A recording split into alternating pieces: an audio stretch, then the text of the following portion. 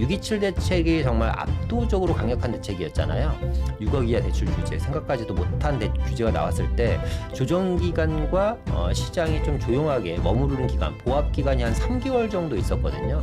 이번에도 짧으면 3개월, 길면 6개월 안에서 어느 정도 조정기간이 지나지 않을까라는 생각은 저는 개인적으로 해봅니다.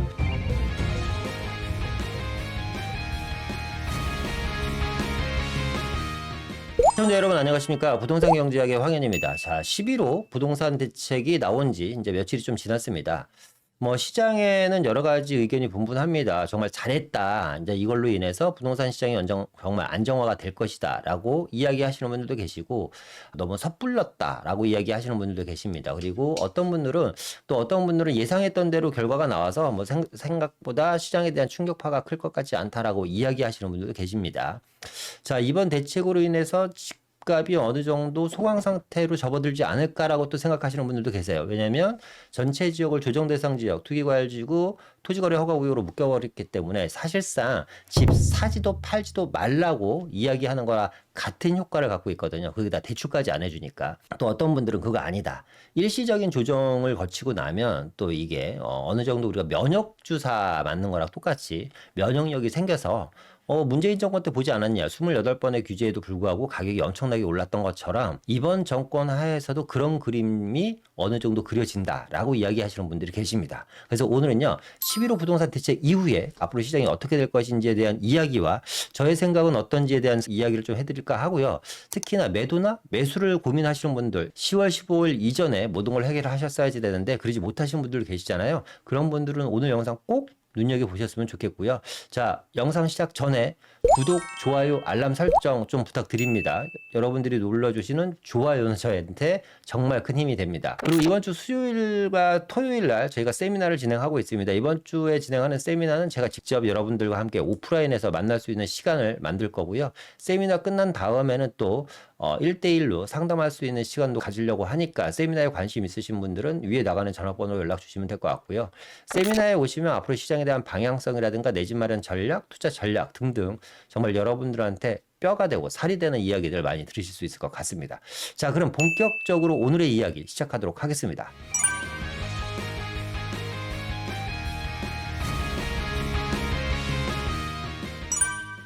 자, 결론부터 말씀드리면요. 저는 앞으로 서울 집값이 계속해서 지금보다 더 많이 오를 것 같다라고 생각이 듭니다. 그래서 이 서울 집값이 더 많이 오를 수밖에 없는 4가지 이유를 좀 설명해 드릴까 합니다. 또 이제 이런 이야기를 하면 또 많은 댓글이 달리겠죠. 가격 상승을 시키는 주범이다. 그래서 글쎄요. 제가 부동산 시장에 미치는 영향력이 얼마나 큰지 모르겠지만 제 말 한마디로 사람들이 사고 팔고는 하진 않을 겁니다.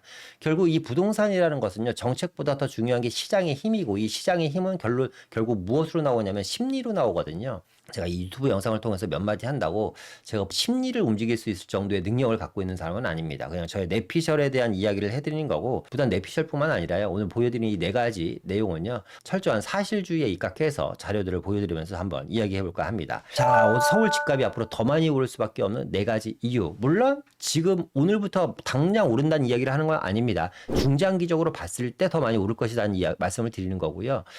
단기적으로는 지금 이제 살 사람들은 이미 다 사지 않았을까요? 10월, 15일 이전에 다 사버렸고 그리고 마지막 매도를 생각하시는 분들 같은 경우는 내년 5월 전에 또 매도를 다 하셔야지 되는 거고 양도세 중과에 대한 이슈가 있기 때문에 근데 이 양도세 중과에 대한 이슈 때문에 매도를 생각하시는 분들이 지금까지 몇 분이나 또 집을 갖고 있을까라는 생각도 듭니다. 불안하기 때문에 이미 또 처분을 하실 분들은 처분을 하지 않았을까 하는 생각이 들어요.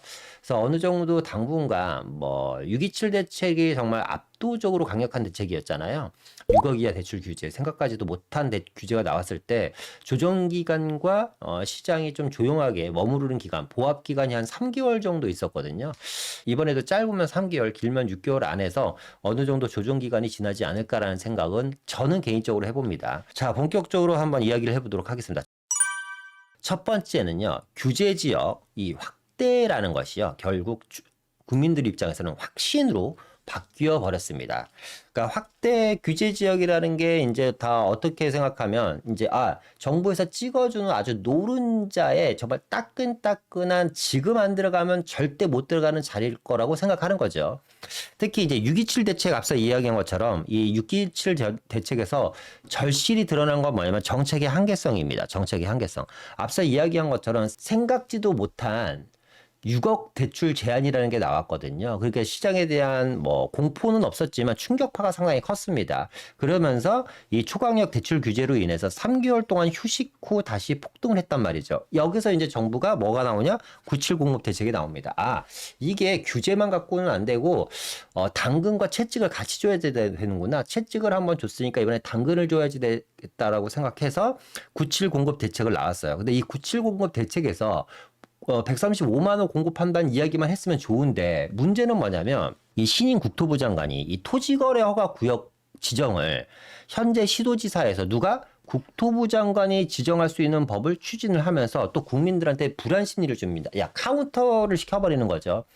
지금 100m 달리기 할 건데 선착순 5명한테만 혜택을 줄게라고 이야기하는 거랑 똑같습니다. 자, 국토부 장관이 새로 바뀌었는데 이번에 이 국토부 장관이 토지거래 허가 구역을 전 지역으로 묶을 수도 있어. 그러니까 당신들은 어떻게 해야 되냐면 내가 장관 취임되고 토지거래 허가 구역으로 전 지역으로 묶기 전에 지금 빨리 집을 사세요. 그렇지 않으면 앞으로 사기 힘들어집니다. 보유만 하면 안 돼요. 이제 거주도 해야지 되고 자금 조달 계획서도 써야지 되고 여러 가지 뭐 지금보다 더 불편한 상황을 많이 만들어낼 거예요라고 했는데 더 센 놈이 왔죠, 사실상. 거기다가 대출을 또 줄인다고 하니까 지금 대출 안 받으면 못 받아. 한번 당했잖아요. 627에서. 지금 6억까지라도 대출 받으려면 지금 진행을 해야지 돼. 라는 생각이 팽배합니다. 그래서 그게 다 뭘로 바뀌었다? 확신으로 바뀌었다. 자, 그러면서 이 시장의 반응이라는 것이 규제 지역이 확대가 되겠다, 서두르자라는 인식이 팽배해지면서 거래량이 급등을 합니다. 6월달, 9월달, 10월달 4개월 만에 무려 대책이 3번이 나왔다라는 것은 그러니까 상당히 센세이션한 거예요. 그러면 안 되는데 진짜 이번에도 28번, 30번의 대책이 나오지 않을까라는 걱정이 되긴 합니다만. 자, 그러면서 이제 11호 부동산 안정화 대책이 나옵니다. 주택 안정화 대책이죠. 그래서 서울 전 지역과 수도권 12개 지역을 묶어버리는 초강력 시장 안정화, 거래에 대한 자유를 박탈해버리는 이런 일까지 만들어집니다. 결국 핵심은 뭐다? 이런 조정지역 대상이라든가 규제에 대한 확대 장치 자체가 국민한테는 더욱더 확신, 지금 안 사면 안 되고 상급지는 앞으로 영원할 거고 정부에서 찍어준 서울시와 이 수도권 12곳은 물론 전체 지역은 아닙니다만 여기는 영원 불멸하구나, 불멸의 땅이라는 확신을 심어준 것 같다라는 생각이 듭니다. 그렇기 때문에 앞으로도 이런 지역들 위주의 신고가 갱신은 계속해서 되지 않을까. 거래량은 제가 얼마 전에 11호 부동산 안정화 대책 나왔을 때 제가 영상을 한번 올렸을 때 말씀드렸던 것처럼 거래량은 확연히 줄어들 겁니다. 그러니까 문재인 정권과 같은 방향. 그러니까 거래가 늘어나면서 가격이 상승하는 구조는 아닙니다. 거래는 10분의 1 토막으로 줄어들지만 가격만 미친 듯이 상승하는, 왜 어쩌다 한 건 거래되는 것이 신고가라든가 가 위주로 거래가 될 수밖에 없기 때문에 특히 중상급 이상의 지역들 같은 경우는 앞으로 그렇게 될 가능성이 상당히 높다라는 겁니다. 국민들의 생각은 이런 겁니다. 과거에 28번의 규제가 결국 가격을 올리는 규제 역설에 불과하지 않았다라는 겁니다. 그리고 이번 나온 것도 사실상 특별하게 새로운 게 없잖아요. 그죠? 그러니까 반복과 재탕 뭐 이런 것뿐인 건데 이 반복 재탕이다 보니까 앞서 이야기한 것처럼 면역 주사를 조금 일찍 맞았다. 원래는 토지거래 허가구역을 묶은 다음에 투기과열지역 묶고 조정대상 지역을 묶는 건데 복잡해 보니까 이걸 한꺼번에 다 해버린 겁니다. 저는 개인적으로 이번에 걸 한꺼번에 다 묶은 것을 개인적으로 전 이걸 잘했다고는 생각됩니다. 하나씩 찔끔찔끔 묶는 것보다 한꺼번에 묶어버리면 면역력이 세지거든요. 시장에 대한 항체 반응 속도가 상당히 빠르게 나올 겁니다. 그래서 앞으로 나올 것도 이제 사실상 뻔하잖아요. 할 게 별로 없습니다. 28번 문재인 정권 하에서 나왔던 대책들 중에서 또 핵심 사항만 몇 가지 뽑아서 나올 거기 때문에 결국 이 시장에 대한, 그러니까 시장을 안정화시키는 데는 과연 얼마나 도움이 될까라는 생각이 듭니다. 그래서 가장 큰 문제는 저는 이런 것 같아요. 이런 규제. 이 시장은 지금요, 계층별, 지역별로 양극화가 엄청나게, 그리고 이제 다양화가 되고 있죠. 근데 이 정책은 지금 시장의 상황을 못 따라가고 있는 것 같습니다. 이 규제라는 캡, 공포라는 이 캡에만 좀 집착을 하지 않을까. 시장은 계층과 양극화, 다양화로 좀 세분화되고 좀 더 다양화되고 있는데 이 정책이라는 것도 마찬가지로 이 계층에 맞는 정책, 양극화에 맞는 정책, 다양화에 좀 맞는 정책을 좀 폭넓게 살 수 있는 사람들 사게 하고 능력이 되시는 분들도 거래를 좀 하게 하고 그죠? 그리고 시장에 매물을 많이 내놓게 하려면 사실상 거래세를 낮춰야지 되거든요. 예를 들어서 지금 공급이 안 되고 있지 않습니까? 공급이 안 되는 상황에서 매물을 많이 뽑아낼 수 있는 방법은 뭐냐면 기존 물건을 많이 내놓게 하는 게 사실상 또 방법이에요. 그러면 일시적으로 뭐 2025년 연말까지라든가 2026년 연말까지 시간을 한시적으로 6개월이든 1년이든 줘갖고 이 기간 안에 팔면 여러분, 그러니까 양도소득세를 70% 80% 때릴 생각만 하지 말고 이 기간 안에 팔면요, 여러분 양도소득세를 한 20, 30% 감면을 해줄게요. 그러니까 이 기간에 파실 분들 빨리 파세요. 그럼 또 일시적으로 물량이 많이 나올 수도 있단 말이죠, 그렇죠? 그러면 또 시장이 안정화될 수도 있는데 아니면 지방에는 미분양 아파트라든가 지금 팔리지 하고 있는 아파트들을 좀 그런 아파트를 구입할 때. 세제 혜택을 주면 또 내 집 마련하기 힘드신 분들도 그런 쪽으로 또 마음을 돌릴 수도 있지 않을까요? 그리고 금리도 좀 낮게 해주고 미분양 아파트들 같은 경우는 정책적으로 좀 금리를 낮게 해주고 물론 다주택자한테는 그런 혜택 주지 말고 실제로 주택을 구입할 수 있는 분들한테 그런 혜택을 준다면 수요가 좀 분산되는 효과가 있지 않을까라는 생각을 저는 개인적으로 하는데 지금 정책이 자꾸 이 국민을 어느 정도 컨트롤할 수 있다라는 좀 글쎄 이게 오만함인가요? 이런 거를 좀 생각을 하고 있으신 것 같아요. 결국은 똘똘한 한 채와 상급지 이동은 멈추지 않을 것 같다라는 게 저의 생각입니다. 그리고 이번 주 수요일과 토요일 날 저희가 세미나를 진행하고 있습니다. 이번 주에 진행하는 세미나는 제가 직접 여러분들과 함께 오프라인에서 만날 수 있는 시간을 만들 거고요. 세미나 끝난 다음에는 또 1대1로 상담할 수 있는 시간도 가지려고 하니까 세미나에 관심 있으신 분들은 위에 나가는 전화번호로 연락 주시면 될 것 같고요. 세미나에 오시면 앞으로 시장에 대한 방향성이라든가 내 집 마련 전략, 투자 전략 등등 정말 여러분들한테 뼈가 되고 살이 되는 이야기들 많이 들으실 수 있을 것 같습니다. 자, 두 번째입니다. 자, 두 번째는요. 국민들이 그렇게 서둘러서 집을 사야 하려고 하고 너도 나도 막 진짜 지금 아니면 큰일 날 것처럼 주택시장에 달려들 거예요. 그럼 왜 그러냐면 이 주택 공급에 대한 확신이 아예 없다라는 겁니다. 공감이 없는 135만 호, 그죠? 이 135만 호를 공급한다고 했어요. 문재인 정권 때가 120만 호 정도 되고요. 윤석열 정권 때가 150만 호 정도 됩니다. 그러니까 120만 호, 150만 호, 130만 호 이런 거는 결국 숫자에 불과하죠. 결국 단 한 채의 공급도 일어나지 않았다라는 게 지금 뭐 팩트인 거고요. 특히 이 135만 원을 공급한다고 했지만 아무도 피부에 와닿지 않아요. 근데 문제는 여기서 또 뭐냐? 이 97 공급 대책에서 핵심이 뭐예요? 135만 원을 누가 짓겠다? LH가 직접 시행하겠다. 그러니까 민간 시행은 우리는 바라지 않는다. 우리 정부는 뭐 공공이 앞으로 아파트를 짓겠다. 이게 무슨 사회주의도 아니고 제가 뭐 너무 뭐 저 한쪽에 편향해서 말씀드린 건 아닙니다. 그러니까 생각해보세요. 민간과 공공을 적절히 섞어서 민간도 집을 많이 짓게 하고 야 민간도 규제를 풀어서 집을 많이 져. 우리도 열심히 할게. 이러면 될걸? 민간에 대한 규제는 계속해서 해나갈 거고 앞으로 집은 누가 짓겠다? 공공이 짓겠다. LH가 직접 시행하겠다라는 것 자체가 또 신뢰를 시장에 대한 신뢰를 많이 잃어버리지 않았나는 생각이 듭니다. 여기를 3기 신도시라든가 뭐 도심 공공시설 같은 데 짓겠다라는 거잖아요. 근데 국민은 어떻게 생각할까요? 자, 이 135만 호 정말 LH가 지을 수 있니? 니네 그런 능력이 되니? 의심을 하죠. 과연 LH가 집을 지을 수 있을까라는 의심이 되면서 앞서 이야기했던 것처럼 정부가 주택을 아무리 많이 짓는다고 하더라도 확신이 없다는 겁니다. 그런데 문제는 또 이거죠. 뭐냐면 이번에 97 대책에서 향후 135만 호를 짓는다 그랬잖아요. 그런데 LH가 맡은 물량이 무려 몇 프로냐? 전체 41%인 55만 6천 호입니다. 이게 이제 서울 수도권에 들어가는 물량이에요. 서울 수도권에 이제 도심권 안에 55만 6천 호를 짓겠다는 겁니다. 그러니까 거의 전체 물량의 40%니까 엄청나게 많은 거죠. 자, 근데 이걸 어떻게 지을 거냐?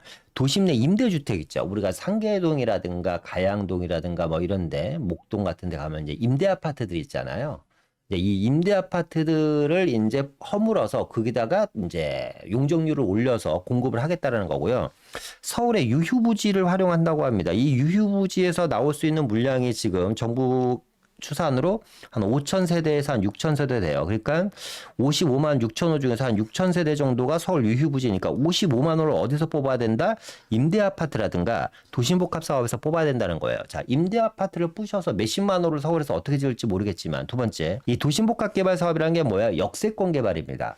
여러분, 재개발 사업에서 가장 힘든 게 뭐예요? 신속통합 모아타운 역세권 중에서 가장 힘든 게 뭐죠? 역세권 개발입니다. 왜? 역세권은 기본적으로 반대하시는 분들이 엄청나게 많아요. 입지가 좋고 역세권인데 땅값이 오르고 건물의 가치가 오르고 토지의 가치가 오르는데 누가 아파트 하나 받겠자고 동의서를 찍어줍니까? 그죠? 그러니까 뭐냐면 이 55만 호가 임대 아파트와 도심복합 사업으로 이걸 공급하기에는 턱없이 제가 봤을 때 현실적으로 불가능하다는 얘기입니다. 그런데 뭐 이런 건 이런 걸 뭐 숫자니까 정부는 이렇게 생각하고 있는데 문제는 뭐냐면 이걸 실행할 수 있는 능력이 되느냐 안 되느냐가 정말 중요하잖아요. LH가 이걸 실행할 수 있는 능력이 되느냐.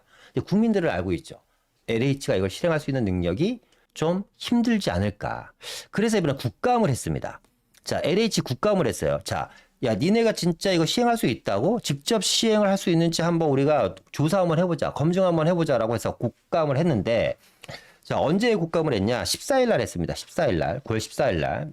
국회 교통위에서요. 국정감사에서 향후 직접 시행을 통해서 주택 공급을 주도할 한국토지공사의 사장님이시죠. 이분이 이한준 LH 사장입니다.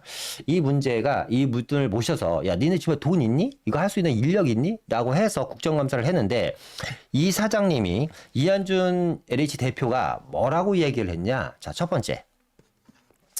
LH의 재무적 부담과 조직 인력의 운영상 어려움이 있다. 그러니까 뭐냐면 우리 지금 돈도 없고요. 인력도 없습니다. 그렇기 때문에 두 번째. 자, 정부가요.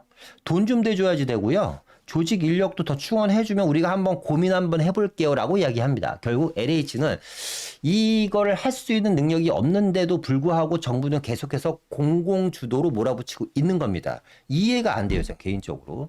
그러니까 민간이 지으면 뭐 정말 큰일 나고 집이 탈이 납니까? 그렇잖아요. 민간과 공공이 적절하게 해야지 되는데, 그러니까 쉽게 이야기하면 이런 거죠. 반에서 중간 정도 하는 친구한테 너 이번 달 기말 시험까지 반에서 무조건 1등 해와. 그러니까 그 친구가 이렇게 얘기하는 거죠. 엄마, 내가 반에서 1등 할 수 있을 것 같아? 힘들어. 그러면 엄마가 일단은 독서실도 끊어주고 나 방도 하나 새로 꾸며주고 책상도 바꿔줘야지 될 것 같고 노트 필기나 이런 거 다 바꿔줘. 그리고 지금 시간이 얼마 안 남았으니까 과외선생 한 4-5명 다 붙여줘. 그러면 한번 도전은 해볼게라고 이야기하는 거랑 똑같은 거예요. 그죠?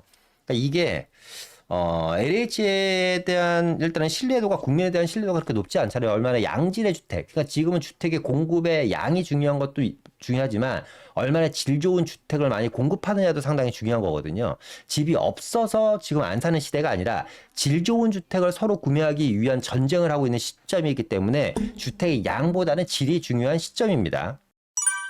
그게 다 문제는 뭘까요? 앞서 이야기한 것처럼 재정적인 문제가 가중되고 있다. 그렇죠? LH 사장이 얘기한 게 뭐냐면 부채가 이번 올 6월 기준으로요. LH 부채가 165조 200억 정도, 206억 정도. 이 부채가 6월 달 기준으로요. 부채 비율이 220% 정도 증가했고 계속해서 2029년에는 부채가 100조가 더 늘어납니다. 261조까지 늘어납니다. 그러니까 2025년 지금 부채가 165조, 2029년 부채가 예상치가 261조니까. 자, 이렇게 돈도 없고, 인력도 없고, 지금 뭐 능력이 되는지 안 되는지 모르겠고, 뭐 능력이야 뭐 잘하면 되겠죠. 그런데 이런데 무조건 공공주도로 몇만 호? 거의 한 60만 호 되는 물량을 맡기겠다라는 게 지금 공공주도 이제 개발이죠. 97 대책에서 나온. 그러다 보니까 국민들의 생각은 이런 거죠. LH가 직접 한다고 질 좋은 아파트가 될까? 그러니까 앞으로는 정말 좋은 아파트 분양받기 힘들겠구나. 그러니까 분양 시장은 더 과열되는 거죠. 그렇죠. 지금 아니면 이게 마지막 차가 될 수도 있다라는 확신, 아까 규제가 더욱더 확신을 준다 그랬잖아요. 확신을 주는 거고요. 정부 생각과 국민의 생각이 정말 많이 다르다라는 건 정부가 좀 알으셨으면 좋겠어요. 정부는 양으로 때우면 된다. 그러니까 숫자로 때우면 된다라고 생각할 수 있는 거 하시는 것 같아요. 집만 지으면 된다. 국민이 바라는 것은 단순한 집이 아닙니다. 집이 아니라 뭐야? 양질의. 야, 커뮤니티도 필요하고 우리 독서실도 필요하고 수영장도 필요하고 헬스장도 필요합니다. 골프장, 연습장 있었으면 더 좋겠고요. 지상에 차가 안 다녔으면 좋겠고 좋은 산책로가 있는 아파트였으면 좋겠습니다. 이 커뮤니티의 가치가 아파트 시장의 또 가격 경쟁력을 올리는 또 브랜드의 가치와 커뮤니티의 가치가 결합되면서 가격 경쟁력은 더 올라가잖아요. 그러다 보니까 과연 국민들이 이걸 반길 것인지, 그리고 이제 공공에 분양하는 거의 거의 대부분이 뭐예요? 90%가 아시겠지만 임대 아파트입니다. 그러니까 분양 물량이 거의 안 나온다고 보시면 돼요. 이게 국민들한테 더욱더 불안감을 가중하는 게 아닌가. 그러니까 시장 자체가 저는 국민들한테 불안감을 가중하는 것 같진 않아요. 정책이 자꾸 국민들한테 불안감을 가중시키는 것 같습니다. 서둘러라. 지금 아니면 안 된다. 앞으로 공공분양 안 나온다. 앞으로 임대 아파트만 나오니까 지금 분양 물량 나올 때 사야지 되고, 공사비는 계속 오를 거고 분양가도 오르기 때문에 오늘이 가장 저렴한 날이야. 지금 사야지만 너 집 살 수 있어라고 계속해서 좀 내피션을 주는 게 아닌가. 저는 개인적으로 그런 생각이 듭니다. 가만히 놔두면 알아서 정리되지 않을까요? 아니 뭐 아파트 가격이 뭐 100억, 200억, 300억씩 다 올라갈까요? 어느 정도 올라가다가 자기 힘으로 꼬꾸라지는 게 시장 원리입니다. 그렇죠? 근데 이런 걸 자꾸 제도적으로 규제를 하고 옹을가매려고 하니까 이걸 뚫고 올라가는 것이 지금 특히 서울 부동산 시장의 최근 10년의 모습이지 않나라는 생각이 듭니다. 세 번째는 동상이몽입니다. 그러니까 정부와 서울시와 생각이 전혀 달라요. 그러니까 결국 이런 것들이 이제 확신을 더 주는 거죠. 불안감을 가중하는 거고. 자, 10월 1일 날입니다. 10월 1일 날 오세훈 서울시장은 민간 임대주택 공급 확대를 추진하는 방안을 발표했고, 특히 이제 한강변에 뭐 몇십만 호를 짓겠다, 재개발, 재건축에 대한 규제를 완화해서 민간 쪽으로 활성화시키겠다. 얼마 전에 또 이제 음마 아파트도 다녀오시고 2030년까지인가요? 30 몇 년까지 입주시키겠다. 뭐 이렇게 그러니까 오세훈 서울시장은 민간에 대한 개발을 적극적으로 공유하는 반면 정부는 뭐예요? 공공주도죠. 공공주도와 민간이 계속해서 부딪힙니다. 그러니까 서울시와 정부가 전혀 상반된 방향성. 그런데 문제는 뭐냐면 서울시 아파트 공급하려면 허가권자가 누구예요? 오세훈 서울시장입니다. 이 오세훈 서울시장이 서울주택 공급의 권한을 갖고 있어요. 그러니까 뭐 아까 도심 복합개발 사업 한다 그랬잖아요. LH가. 자, 그러려면 이거 용도 변경을 해야지 되는데 이 용도 변경 누가 해줘야지 돼요? 서울시가 해줘야지 됩니다. 그러니까 결국에는 이 용도 지형 변경이라든가 도시계획 변경이라든가 정비사업에 대한 인허가권을 다 서울시장이 갖고 있는데 이게 정부와 서울시가 전혀 하는 행태가 틀리잖아요. 정부는 공공으로 90%, 오세훈 서울시장, 서울시 같은 경우는 민간으로 90%. 그러니까 정부 허가 없이는 공부를 못함에도 불구하고 서로 이야기가 계속 틀려지니까 이게 엇박자가 나는 겁니다. 그죠? 국민들 입장에서는 주택 공급에 대한 신뢰가 다시 한번 말씀드리지만 또 바닥으로 떨어질 수밖에 없다. 서울시와 국토부가 서로 힘을 합쳐서 국민을 위해서 주택을 공급하는 게 이렇게 힘든 일인가 싶습니다. 저는. 그러다 보니 국민들 입장에서는요. 주택 공급에 대한 정책에 대한 신뢰가 바닥으로 떨어져 버리는 겁니다. 거기다 플러스 이제 알파적인 요인이 더 붙어버리죠. 뭐냐면 시간이 지나면 지날수록 아파트 가격이 계속 오를 수밖에 없는 구조입니다. 그걸 어디서 보냐면 우리가 분양가에서 볼 수밖에 없습니다. 이번에 97 대책과 11호 대책으로 인해서 이제 재개발 재건축 이주비 대출도 안 나오죠.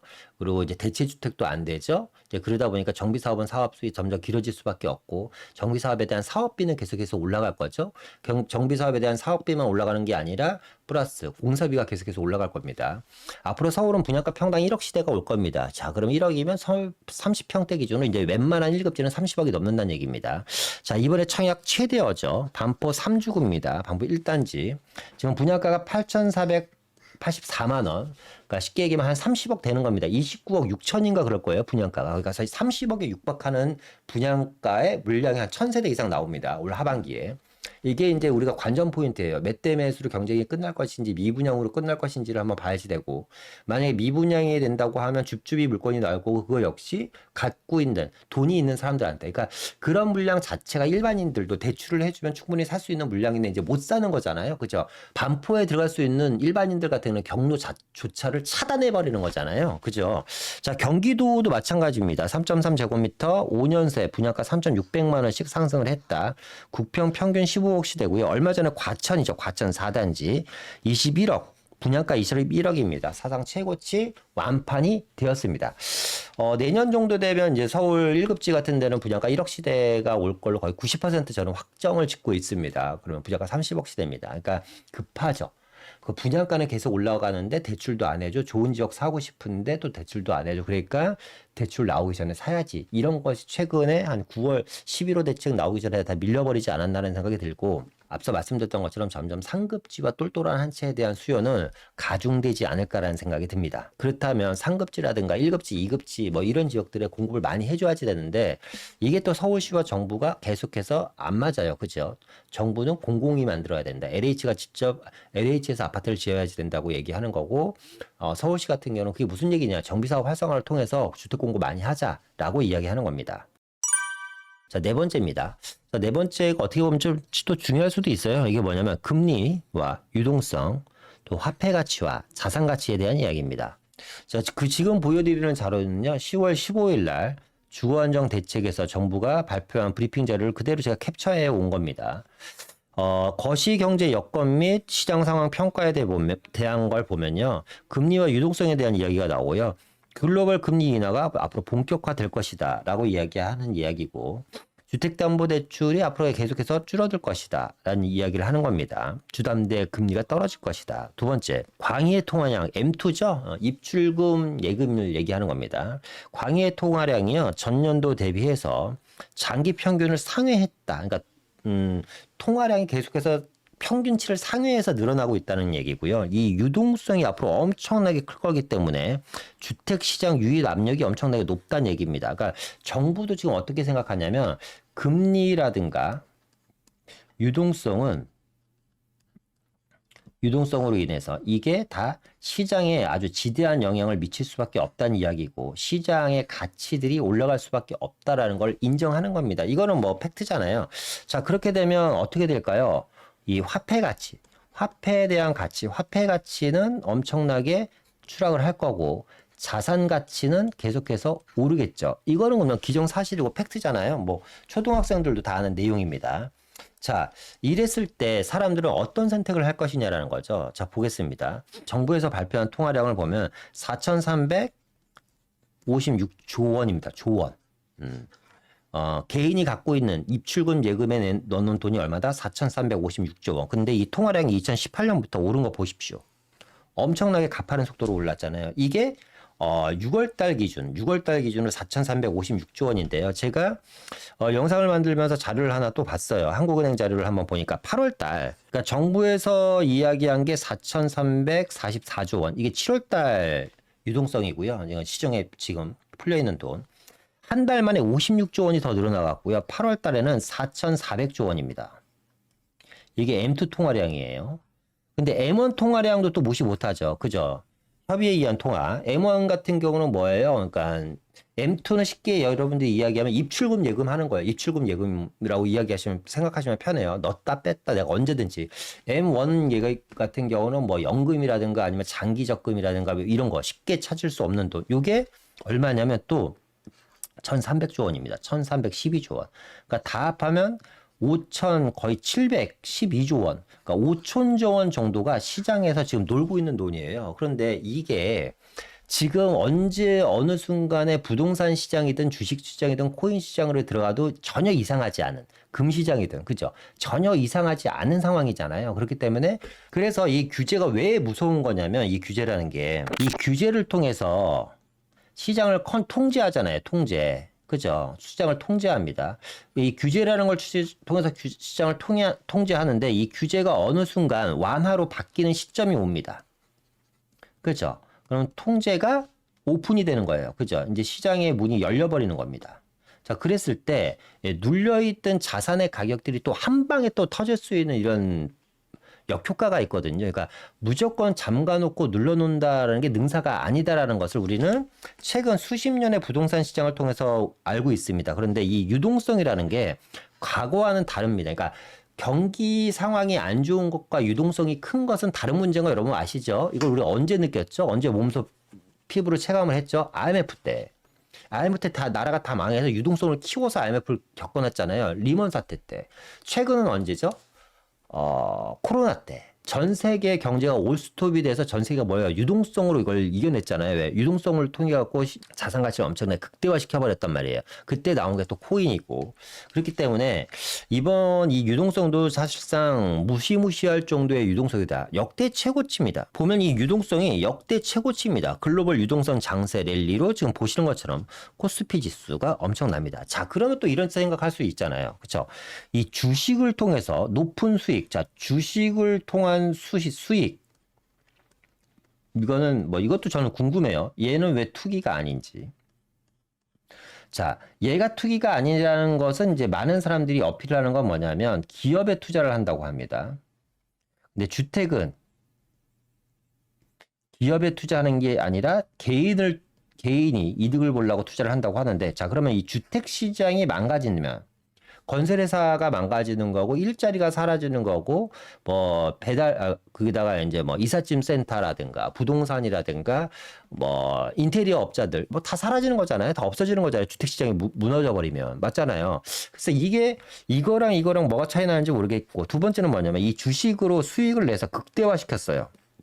쉽게 얘기하면 내가 한 5천만 원 있던 사람이 주식을 통해서 한 5억 벌었습니다. 여러분 이 5억을 1번 계속해서 주식에 투자한다. 2번 부동산 내 집을 산다. 몇 번일까요?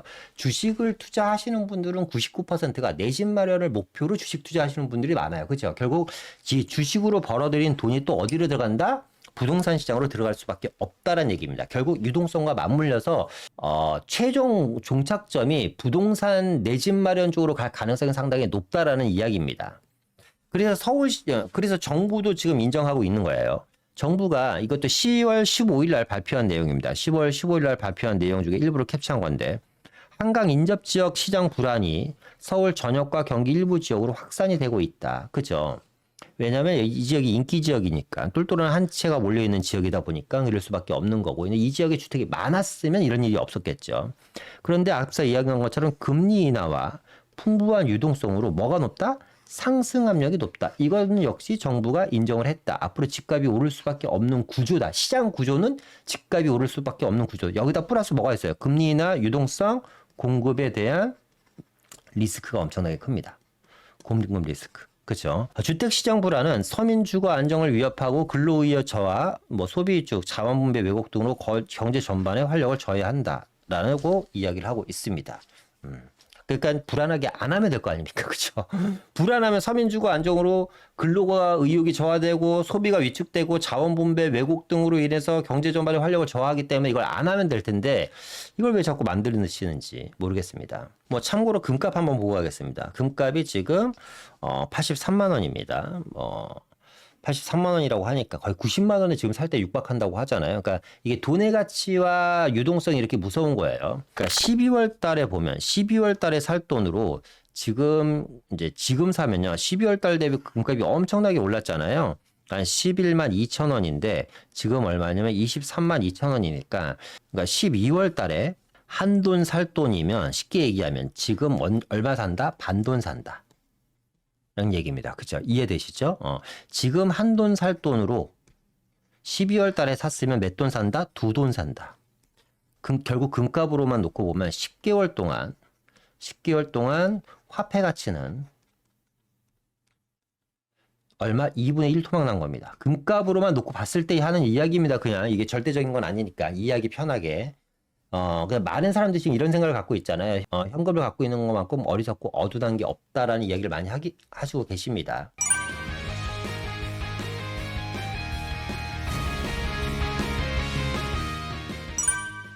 이제 마무리를 해볼까 합니다. 자, 정부가 쓸 수 있는 것은 세 가지입니다. 이거는 어떤 정권이 들어오든 누가 대통령이 되든 대한민국이 공산화가 되고 정말 사회주의로 모든 것을 정부가 컨트롤하지 않는 이상은 쓸 수 있는 것은 세 개밖에 없다. 첫 번째 금융 규제가 있고요. 거래 규제가 있고 이제 세금 규제가 있습니다. 일단 금융 규제는 지금 했죠. 대출 규제를 지금 해버렸습니다. 그러니까 더 이상 대출 여기서 더 나오면 이제 15억 주택에 대해서 4억, 15억 이상은 0원, 이런 식으로, 아니면 대출을 아예 안 해준다든가, 이 정도로 더 센 거가 나올 수도 있는데 별 의미는 없을 로 보이고, 거래 규제는 이제 나올 게 다 나왔잖아요. 이제 토지 조정 대상 지역, 투기 과열지구, 토지 거래 허가 구역 다 묶었기 때문에 지금 묶이지 않은 곳들이 얼마나 더 확산돼서 묶이느냐의 문제인 거지, 입지가 좋은 곳은 더 이상 할 게 없다. 그러니까 지금 상급지에서는요, 금융과 거래 규제를 다 이미 맛을 봤기 때문에 더 이상 리스크가 없다고 보면 됩니다. 그럼 나올 수 있는 건 세금 규제라는 거죠. 근데 이 세금이라는 게 만만치가 않잖아요. 이제 선고도 있고, 그렇죠. 세금 잘못 건드렸다가는 또 이게 여러 가지 찬성도 있지만 반대 영향도 만만치도 않기 때문에, 서민주거 시장이라고 이야기하는 노동한 근거구 계신 분들은 주택 가격도 많이 안 오르지도 않았는데 막 보유세라든가 거래세 같은 걸 막 왕창 올려버리면 좀 문제가 될 수 있지 않을까라는 생각이 듭니다. 그러니까 저는 제가 생각하는 건 이런 거예요. 뭐 보유세를 뭐 구간별로 조금 인상을 해도 저는 뭐 나쁘지 않다고는 봐요. 대신에 거래세를 진짜 획기적으로 좀 내려야 되지 않을까. 특히 이 양도세. 시장에 매물이 없는 이유가 이 양도세 때문에 집을 안 팔면 되는 거거든요. 보유세는 능력 될 수 있으면 내가 내면 되는 겁니다. 그죠? 근데 양도세는 팔 때 내는 거기 때문에 양도세를 90% 때리던 80% 때리던 내가 안 팔 사람들이 양도세 낼 일이 없는 거예요. 근데 반면에 양도세를 세율을 많이 낮춰주면 또 이참에 내가 현금화 시키고 매물을 팔고 싶은 하는 사람들이 충분히 있을 수도 있단 말이죠. 그러면 주택 공급이 아니라 앞서 이야기한 것처럼 이 공급이라는 게, 이 물량 확대라는 게 결국 공급만 있는 게 아니라 기존 매물이 시장에 많이 출현돼서 이걸 급매로 돌리면서 이 기존 매물을 통해 갖고 시장의 공급을 확대하는 방법이 있거든요. 이 집값을 안정화시키는 방법 중에서는. 근데 공급은 사실상 요원하잖아요. 그죠? 135만 호. 그 중에서 몇만 호나 지어질지. LH가 50, 60만 호를 짓는다 그러는데 55만 호를 짓는다고 하는데 그 중에 몇 호가 지어질지는 한번 두고 봐야지 되는 대목인 거고, 이거 언제 될지도 모르잖아요. 오세훈 서울시장이 민간 공급 활성화를 통해서 12.5년, 그러니까 보통 18년 걸리는 아파트를 12.5년 만에 완성한다고 합니다. 이거는 수치이고 데이터이고 서류상은 그렇게 할 수 있어요.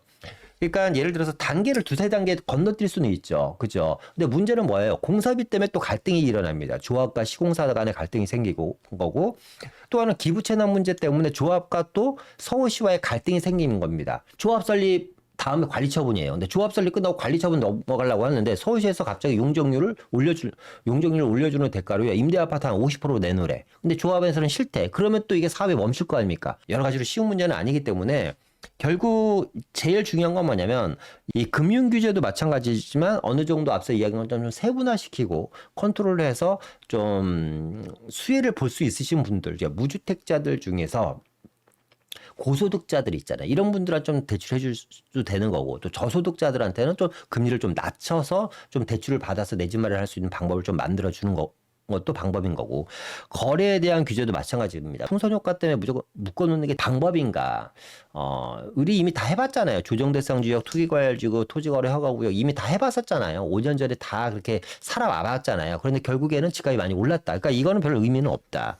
세금에 대한 것도 좀 핀셋으로 컨트롤 해갖고 어느 정도 세금 혜택을 볼 수 있으신 분들, 물량이 많이 나올 수 있는 방법으로 또 세금을 좀 우회해서 좀 시장에 좀 새로운 방향성을 제시하는 방법이라든가, 물론 세금을 많이 걷어야 되는 분들한테 또 많이 걷는 것도 맞습니다. 무조건 세금을 깎아줘라 이렇게 말씀드리는 건 아니기 때문에 좀 어느 정도 좀 시장 친화적인, 그리고 정부의 아집과 고집대로만 시장을 컨트롤하는 게 아니라 국민들의 생각은 어떤 건지도 한번 들어보고 시장에 대한 방향성을 잡아가는 것이 맞지 않나 라는 생각이 들고요. 이야기가 좀 막판에 길었는데, 저는 개인적으로 앞서 이야기한 네 가지 이유 때문에 앞으로 똘똘한 한 채에 대한 상승세는 계속 이어질 것 같다. 세금에 대한 것도 아마 조만간 나오지 않을까 생각 듭니다. 그런데 많은 분들이 지금 말씀드렸던 것처럼 세금 규제도 이미 될 걸로 예상하고 있기 때문에 그게 또 충격파가 얼마나 클지 나올 게 뻔하잖아요. 보유세 인상입니다. 그냥, 그죠? 기본적으로 보유세 인상이기 때문에 그런 거에 대한 대비를 하고 있지 않을까라는 생각이 듭니다. 자, 오늘 영상은 이상 마치도록 하고요. 오늘 영상이 좋으셨다면 여러분 좋아요, 구독, 알람 설정 부탁드리고, 이번 주 수요일 토요일 날 세미나 진행합니다. 세미나에 관심 있으시는 분들은 지금 위에 나가는 연락처로 전화 주시면 될 것 같고요. 이번 주 세미나에 오시면요, 저를 오픈라인에서 만나실 수 있고 1대1로 또 대면 상담할 수 있는 시간도 한번 가져볼까 합니다. 그럼 오늘 이상 마치고요, 다음에 더 좋은 영상으로 찾아뵙기로 하고요. 오늘 하루도 여러분들 인생에서 가장 행복한 하루가 되시길 바라겠습니다. 감사합니다.